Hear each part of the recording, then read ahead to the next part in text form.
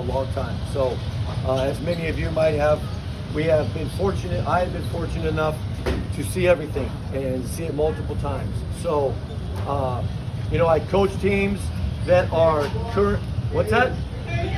Okay, you can scoot in tighter. Just hug me a little bit. Because there's not much else I could do. So I will talk louder and let me know if that helps. But I've been doing this a long time. So my point of having this meeting is to answer any questions you might have to assist your child to get to the level they would like to get to. I will tell you the honest truth. Some of you might not like my answers or responses, but it's what we say behind your back. So why not say it to your face, right? I don't know anybody here, so I'm not speaking to anybody specifically, but I will say, like I've said for 19 years, that the problem lies with you. The parents are the problem. And it's not always because they nag or complain or whine. It might be because they don't know what to do. And they advise their child to do something they shouldn't. Or they try so hard to help their son that they help them in the wrong way. Getting them personal trainers and getting all these, bells and whistles, it doesn't really matter. It's all wasted money. So my advice will be honest, and it will come from a place where I have done this for 30 plus years. And I have run my own program, which I still do. I have run programs for the Pumps down in California. I have run programs on the East Coast. So I've been doing this a long time. Coached a lot of NBA guys when they were young. I've seen players that were very, very good flame out by the time they were juniors in high school and didn't even graduate high school. I've seen players that were not very good, blew up in high school as a senior. Next thing you know, they're playing in college, and now they're in the pros. So I've seen everything, and we always preach the same message. But like I have said, the problem is 95% of the time lies in the parents' hands. You may have picked the wrong coach. You may have picked the wrong AAU program. You may have fallen for the bells and whistles of an AAU coach promising things he can't promise. But he's doing it, and you're naive enough to believe it. So you go there, and then 3 years later you realize you made a big mistake, and now your son's kind of out there with nowhere to go. I'm going to have meetings with the kids that are older in a little bit about what it takes to get there. There are two different conversations, one for the older kids, one for the younger. And I get the same questions all the time. Should I transfer? Should I go to a different high school? Should I play for this AAU team versus that? Should I reclassify? It goes all over. Should I get a personal trainer? Should I join a recruiting website? There's a million questions that you might have, and this is your chance to ask and get an honest answer, because I'm not looking for your money. So if I was looking for your money, I'd tell you what you want to hear so you can pay me some more. Okay, I'm not doing that. I'll tell you the truth. You could like what I say or not. Maybe you're experienced and you have a different experience. Maybe some of you have played in college and you have a different take on things. That's fine. We all have different takes. But I'm fortunate enough to have worked with the NCAA. The landscape now is completely different. Since COVID, it has completely changed. It has damaged the high school kid. The high school kid is the most punished for all of it. High school kids now to get a scholarship is twice as hard. And it's all because of one thing, and it's called the portal. The portal has ruined high school athletes that are higher end. Division II, Division I, it is very difficult to get a scholarship at that level now. Because if I'm a coach, and I know a lot of them, I've been offered jobs recently. There are coaches that their only job is to recruit out of the portal. They don't even have to go out and watch games. They're just recruiting kids out of the portal. D2 guys are taking D3 guys. D1 guys are taking D2 guys. D2 guys are taking D1 guys. It is just a merry-go-round. And what people don't know is I think there was roughly 2,000 kids in the portal. That's a lot. And I think 1,000 found a place to play. That means 1,000 didn't. And they're just roaming the streets looking for a place to go. They landed at junior college, and next thing you know, their career's over. So again, these are the kinds of decisions that kids make without an education in this area. I had a kid call me 3 months ago, wanting to go in the portal. I said, I wouldn't do it. I said, what's your reasoning? Well, I'm not playing as much as I want. Well, to get better. Okay, I mean, You think you're going to go somewhere else and all of a sudden the coach is going to play you more? Maybe if you go down a level. But if you're just going because you don't like the coach or the coach isn't playing you 20 minutes, you're playing 16, I mean, grow up. I don't know what your problem is, but you'll find out that portal is not a safe haven. And then a player on his team that's better went in the portal and is now going to a junior college in Utah and got no offer. So the portal is dangerous, but it has damaged the high school player. College coaches would rather recruit a college player to play for them, older, bigger, stronger, than a high school kid who maybe has a girlfriend, which means he's a loser, by the way, and then he has to go and be homesick and miss his little girlie. So I've told all the kids in the meeting that if they have a girlfriend, to get a tattoo on their forehead with a big L on it and just walk around saying you're a loser, because you really are a loser, unless she's going to follow you. And we know that's dumb. Or you stay home to be with her. Yeah, no girlfriends. Because you stay home to be with her and she realizes, I thought you were going pro, you're not, see you later. She dumps you, and now you're stuck going nowhere. So the biggest mistake, and I can say this honestly, the biggest mistake players make is falling in puppy love in high school. It takes time away from school, home, workouts. They fall in love, the relationship's over in 3 weeks. Next thing you know, they're done. It's over. So I have told the kids that I will knock on their front door and punch them right in the face. So all of you understand that, and you've all signed a waiver without knowing. That is something I will do one day. You'll see me, I'll punch them in the face, you'll say thank you, and they'll break up with their girlfriend, and then I'll send her a text. I'll send her a text on something he did that he didn't do that will make her quit and say, I'm done with you. So I've taught high school for 15 years, taught math. I have seen players just destroy themselves because, and that goes for both sexes. Girls finding boyfriends, I've coached a girls team. It's just, there's no time for that. No time for that. So that's one thing that we always talk about and we preach. I had a kid that wanted to play for me. He's a very good player. And my first question was, do you have a girlfriend? He said, yes. I said, play for someone else. I just don't have the time for the drama. I don't want the late night calls. You're sorry. You're missing her. All that stuff. You know, move on. Trust me, if you can play, there'll be girls in college. Okay, you'll find a girlfriend in college. Someone will be interested. Look how unattractive I am. I even had a girlfriend when I was in college because I could put the basketball through the basket. And that made me slightly more attractive. I went from like a 2 to a 5. So if you can make a jumper, you become more attractive.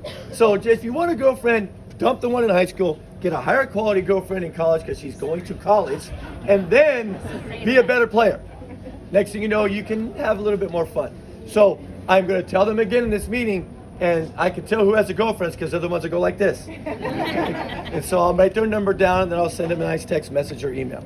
So along, you know, with our purpose for this camp, my purpose, and I appreciate the fact that Joe Keller allows me to do it my way, is I just want to be truthful.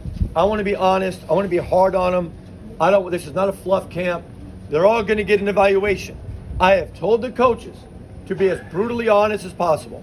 You've known them for 3 days. That does not mean you know how good they are. They might have had a horrible 3 days. They might have just been horrible out there for whatever reason. They came off the flu, or they're sick, or they're tired, or they came off an injury. We don't know. So for those 3 days, this is what we saw. If you don't like what we wrote, pin it on your wall, come back next year, and shove it down my throat. That makes everybody happy, and we all win. But don't sit there and whine about it.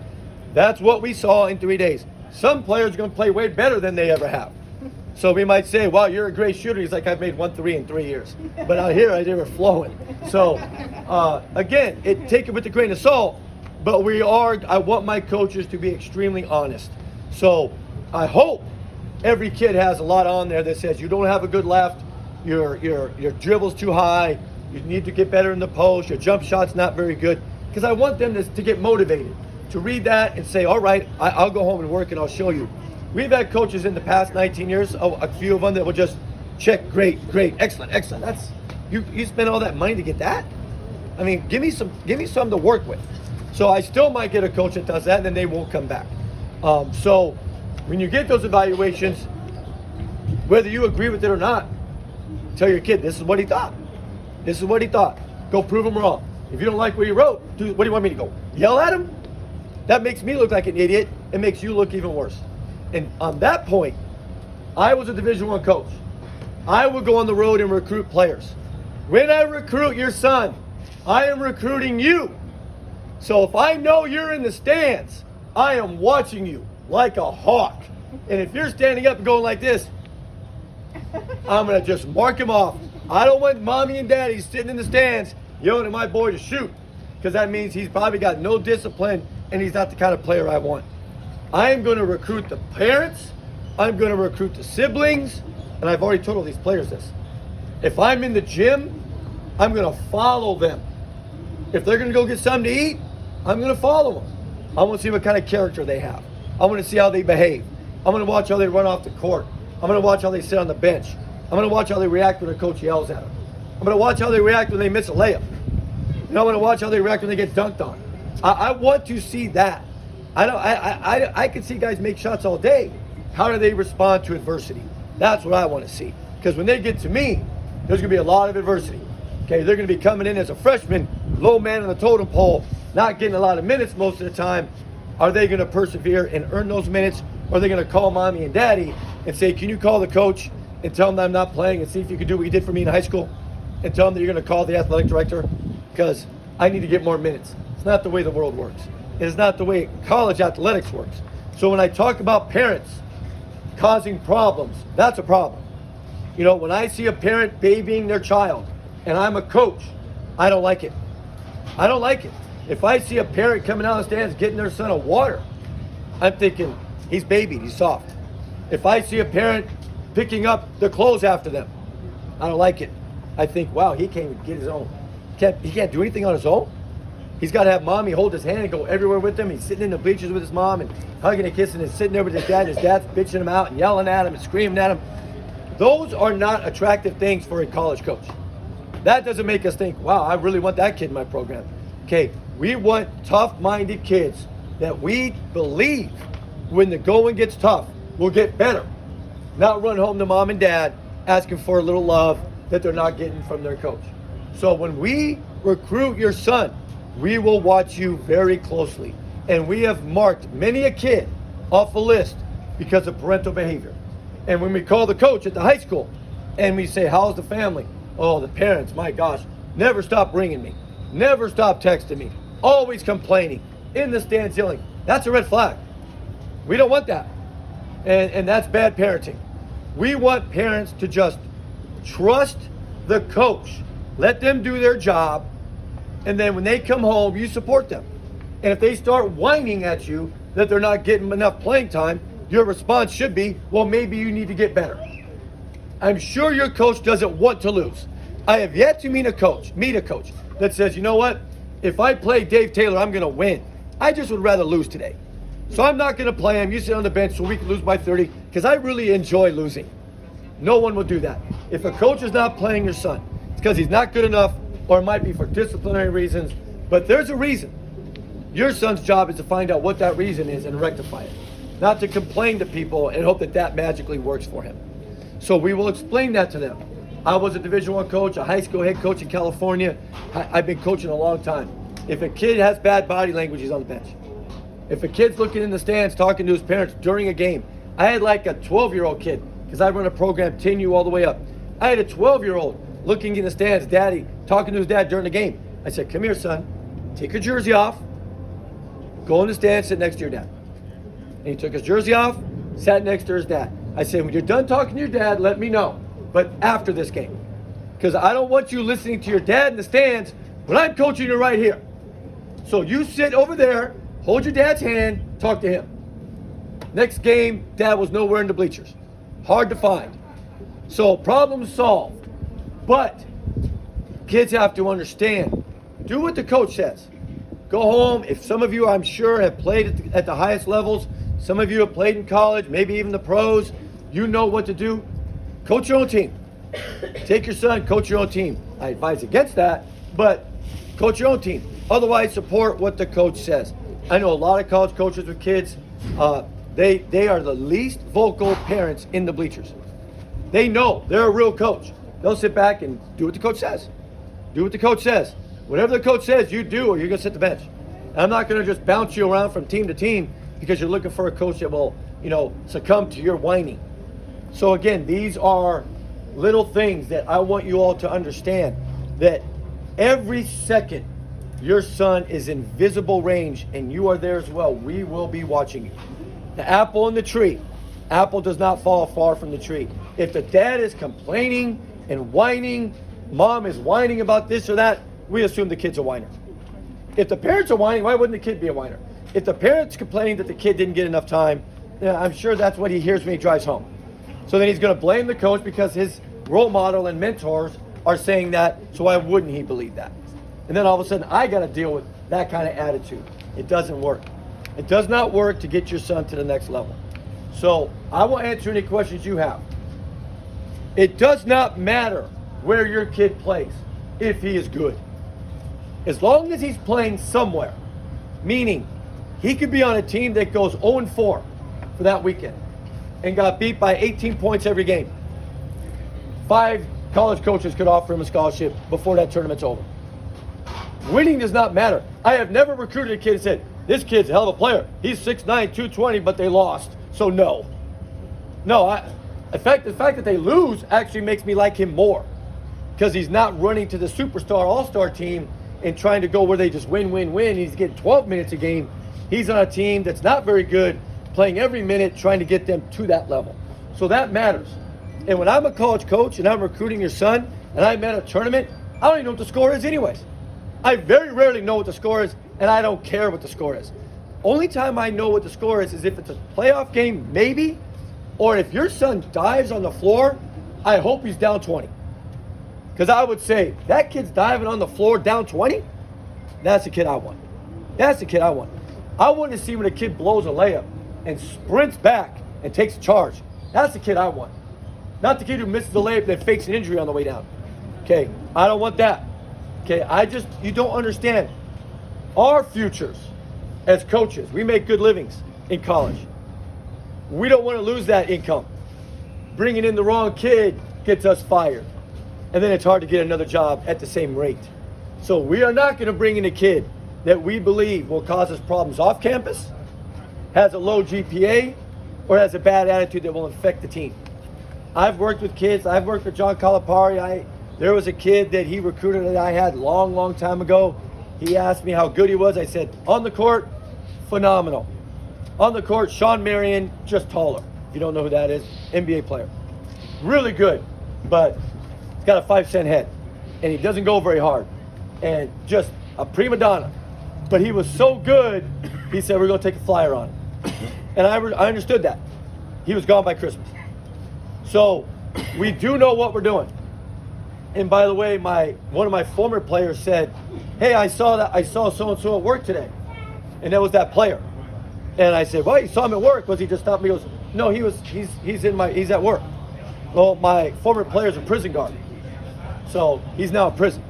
So, everything we can kind of predict with a little bit of certainty where kids will end up based on how they're raised, what kind of attitude they have, and what kind of environment they live in. So a lot of times we know parents always want the best for their kids. We know some parents live through their kids. We get that too. But sometimes you try and do the best for your kid, you're actually damaging them. Okay, don't bounce them around. Hey, we didn't win at this high school, we're gonna go to that high school now. That's not gonna make your son any more recruitable. Okay, we didn't play a lot on this AAU team, they didn't win a championship. This team's recruiting me, I'm gonna go there. He's going to go from playing 30 minutes a game to 18. He's going to be a role player on this team. He did everything on that team, and no one's going to recruit him because he's invisible. Because there's 3 other guys in that team that are high majors that they're getting all the love and getting all the shots. His job is to get them the ball. Well, that's not what you promised me. It's AAU. We always lie. So that's part of the process. If you're an AAU coach, you're a liar. Okay, and I'm an AAU coach, so I'm trying to be outside the box and be one of those guys that doesn't lie. And a lot of parents, although they might not like the message at first, they will eventually understand it. So my messages are always upfront and honest. And I do film for my teams. And on the film, I'm brutally honest. And the parents find it entertaining at times, but I am brutally honest. I'll hit pause and go on a 45-minute tirade on why you can't see man and ball and you're 17 years old. And you should be playing 12U because you don't see man and ball, and that's why you're on the bench. Because you can't see man and ball. And then you're jogging back and I replay that 17 times and watch you jog back and say, now you know why you're not playing next game. Next thing you know, they never jog back. Next thing you know, they're getting recruited. So there's a lot of little secrets that you guys I know might not understand, and some do, but you're going overboard. Okay, I don't want to see parents on the court talking to their kids. I don't. It's a bad thing to do. Now, if they're third grade, okay. Fourth grade, eighth grade and above, you should not be out on the court talking to your kid after every game. Talk at home. Talk where I can't see you. Okay, if you want to do that, that's your prerogative. Just don't do it where a college coach can see it. Okay, because that's going to make me believe that your son's got issues, either at home with a domineering parent, or he's a bad attitude that the parent has to come out of the stands and rectify. So I just don't, do your kids a favor and don't do that. Just be quiet, cheer them on, get in the car, and go berserk if you want, in the car. Okay, I don't advise it, but at least no one sees it. But I've seen a lot of kids quit because they just got burned out of the criticism from home. I'm tired of it. Every time I come home, I had a great game, I thought. My coach said I played great, and my dad's on me for 30 minutes, how bad I was. But then they just say it's not worth it, I'm not playing anymore. So again, I've seen it all. I've seen everything you can imagine. Written a book about it, I've seen it all. Okay, and they want me to write another one because I wrote that one like 10 years ago. So now I'm going to write an updated one, the COVID version. Okay, so we can talk about the portal and how things have changed, and now there's 12th year seniors in college, and there's 28-year-olds playing in college. It's a jungle out there. It is an absolute jungle. And I run a program in Connecticut that I would say is average, slightly above. I think we sent 37 out of our last 40 national players to college, between D1, 2, and 3. I sent a kid to a Division I school a month ago, and he's about 5'10", about $110. I mean, tiny, small, quick jet little point guard, playing in a D1 program that made it to the tournament last year as a 14 seed. And the college coach said it's because he's mentally tough, he's extremely high basketball IQ, and he's just relentless, and he's quick, and he's good. But all those intangibles, he's a leader, he talks, he's a basketball junkie, he's in the gym all the time. He asked me when he was a senior if I could schedule a game on a certain date. And I said, why? He said, because that's my prom and I don't want to go. And my mom said, I have to go unless I have a game. And I said, well, I can get an alumni game with a bunch of old men down at the car wash, and we can see if we can get that game going. He says, deal, I'll take it. I want to play. I don't want to go to prom. And I said, you're going to prom because I don't want your mom calling me. So he ended up going to prom, and I asked him how it was. He said, a waste of my time. So again, but my point is, I sent a kid to a Division I school that 2 years ago, people would have said had no chance of playing D3. But there's a process to it. There's things you have to do. Players have to do things. It's not about the parents. If the parents are doing it, then that means the kid doesn't want to do it. If I'm a parent and a kid wants to play at the next level, you do the work. I'm not doing it. I told them what to do just now, about 2 hours ago. They have to make a website. Their own website. They know what that means. It doesn't cost a lot of money. And a lot of them are free on Google. Make your own website, davetaylor.com. You have to know what to put on that website. You have to have a YouTube channel, free. On that YouTube channel, you put live, full game videos. You put that on your website with the link, and you send that website to 150 coaches. There are not too many coaches that will not open that up. Because, do the math. If I'm a D1 coach who got that email, and I blow it off, and my opposing rival team opened it, and the kid happened to be 6'8", 220, and then he makes it known in public that he sent an email to me that we didn't open, I'm fired. So I will watch it, maybe for 2 minutes, but I will watch it. And that's why I tell these kids, you don't need a recruiting service to do what you can do. You know the schools you want to go to. You do the legwork.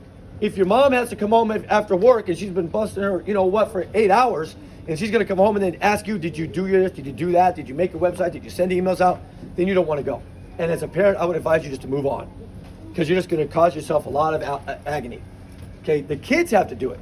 I told them all the secrets. Okay, told them what to do on the website, how to send it out to the top 10 schools. I told them how to find out where the schools they want to play at will recruit them, how to get them to recruit you. I told them this. Now, whether they're listening or not is up to them. This is for the older group, of course. For the younger group, it's a whole different conversation. You don't need 19 trainers. You don't need all these regiments to going through. You know, I always tell these younger kids, until you can shoot like this, don't shoot that shot. If you cannot release it from here, and you have to shoot it from here, it's a bad shot.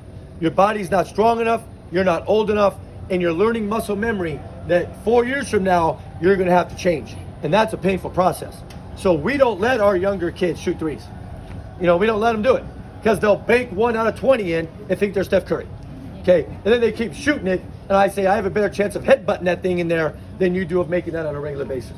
So stop shooting threes. Stay in the key. If you can shoot like this, go for it. So we do form shooting. Lots of form shooting. Okay, we might lose games because we don't play zone. Because zone's not going to get you anywhere. So we don't want to teach you zone. Teach you man-to-man how to guard people. We might get blown out in the 12U division. But the other team's playing zone and we can't shoot. So they're going to blow us out. I said, just wait. 3 years from now, we'll see. And inevitably, their older team plays our older team and we win the game by 25-30. So there is a process. It's not about winning. Some of you are so wrapped up into winning a 12U game that you just put pressure on your kids. It's the dumbest thing I've ever heard. And I say to kids too, hey, when you go to college or you go somewhere and you go to a nice restaurant and some girl comes up and talks to you and says, hey, what's your name? You know, you're kind of cute in this. So talk to me. Well, tell me a little bit about yourself. Well, when I was 12U, we won a championship. That female is walking out immediately because I can see the L tattoo that you had when you were younger. Okay, if you're bragging about how you did as a 13-year-old, you have mental problems. So who cares? 12 and 13U lead to 15U. 15U leads to 17U. 17U is what counts. I have 13-year-olds playing 17U, and we get beat. But when they are 17, they dominate. And they play. I have a guy right now who's all-state in Connecticut, although that's the equivalent of saying a JV player in California. But it's the same, all-state as a sophomore, and he played 17U as a 13-year-old.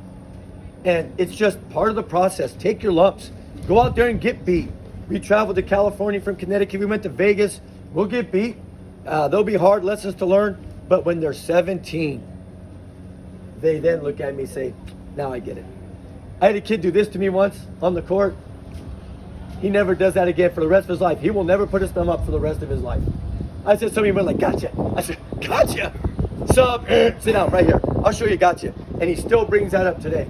And he's a kid that we went to Division I level too. So there's a process to it. Trust the process.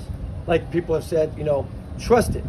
12U doesn't matter. And have your kids play up, if at all possible. In my program, everybody plays up, as long as you can handle it. If you're 12 and you're good, you're playing 14U. If you're winning regularly, I'm moving the whole team up. I do not want to win 90% of our games. I want to win 50, because that means half the teams we played are better than us, and that's how you get better.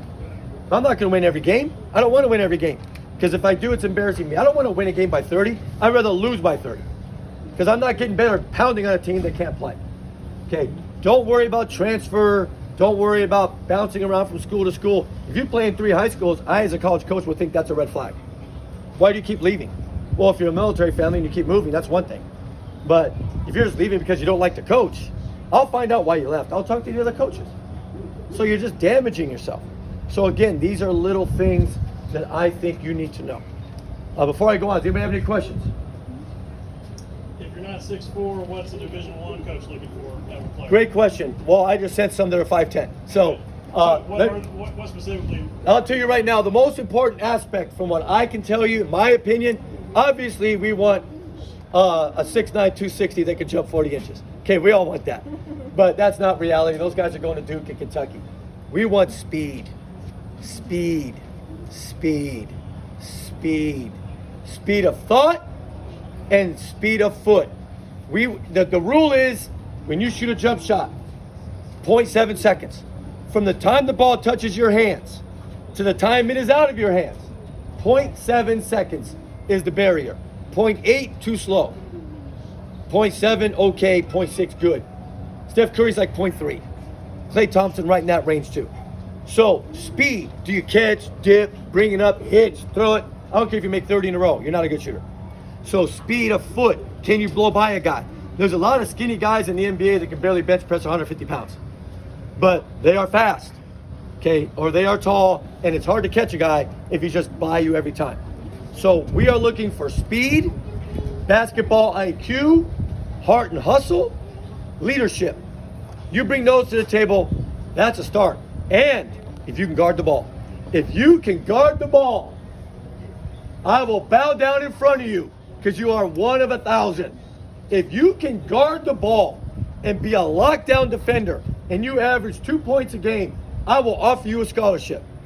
I tell my point guards, if you can make free throws, not turn it over, and guard the ball, I'll take you. If you're big and you have low, limited post moves to your back to the basket, but you can rebound and run the lane, I'll give you a scholarship. You give me 15 rebounds a game, I like you. You come play for me. We'll work on the mic control and we'll get you better.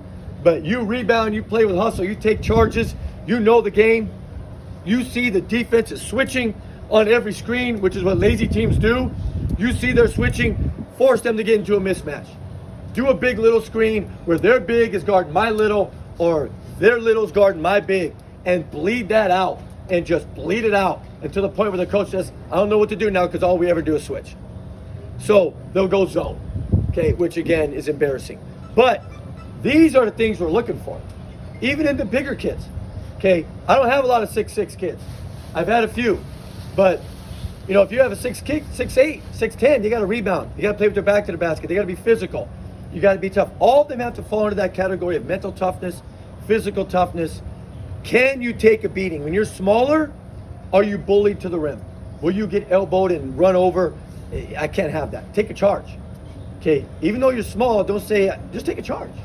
Okay, there's a lot of guys that are playing Division I basketball 2 and 3 that are small. The difference between Division 1, 2, and 3 is usually size. But you think Division 3 is low level, go to a game one day. Because they are fast. And they are all guards. Because if you're 6'6", usually D2. Okay, if you're 6'9", usually, most of the time, D2, D1. Usually D3s are full of guards and they can go. And they are fast. And they play at a whole different speed than your kid is used to. And they look dumb out there sometimes because they just don't know how to do it. Everything is pick and roll. You better know how to defend it. You better know how to run it. Okay, if your coach is not hard on your child, if they play zone, if they don't make your child sit when he has a bad attitude, if they're not playing against such good competition that they're getting beat, get a new coach. My advice. It's not about winning. Don't go home happy that your child won a tournament, in a low-level tournament in the middle of North Dakota, when you realize when they graduate high school and they have nothing to play for, all those days are gone. And they have a lot of regret. And they wonder why these guys are playing at college and not them. It's because they made a wrong decision on who to play for. You do not want a coach that is trying to be their friend, and you're not their friend. Don't try and be their friend. I've seen it before. Kids are really high level, daddy and mommy buying them a car, hanging out with them, trying to be their friend. They want them to like them. I wanted them to like me. No, I'm your dad, I'm your mom. You do what I say, I'm not your friend. Go find a friend to tell you how great you are. I'm gonna tell you the truth. You didn't make your bed, you're staying home today. Okay? Don't make their bed next time, trust me. So, again, I've seen it. I've seen parents that want to do. I've seen parents of guys that should have been in the major leagues. Parents of guys that should have been in the NBA. That they just tried to be friends. And the next thing you know, when the going got tough, they just melted away. And then they come back to me and say, I wish I would have listened. I said, well, you should have, but there's nothing you can do about it now. Hopefully he gets a good job and goes back to college. But these are the things that we see. And we'll say it behind your back, but they won't say it in front of your face. If I have a parent that's a problem, I'll say it right to their face. I'll say, you're a problem. You know, you got to learn to be quiet because your mouth is very big and very loud, and you're loud wrong. And you're embarrassing your child, and you're embarrassing yourself.